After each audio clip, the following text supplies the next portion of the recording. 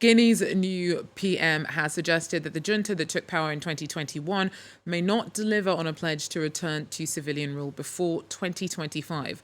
And the military has been under international and domestic pressure to hand over power by the end of the year. But speaking to France 24's sister radio station, RFI, Prime Minister Amadou Ouriba hinted that this is unlikely to happen.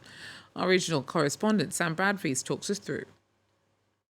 Amadou Ouriba, who was named as Guinea's new Prime Minister back in February, said there was still a huge amount of work to do before the country could transition back to civilian rule. For starters, this means holding a referendum on the constitution and re-establishing the country's electoral role.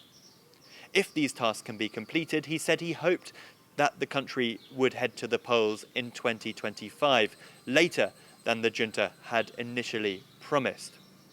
While Guinea hasn't faced the same levels of violent insecurity and food insecurity as other coup-stricken nations in West Africa like Mali and Burkina Faso, critics accuse the military junta of heading in an increasingly authoritarian direction.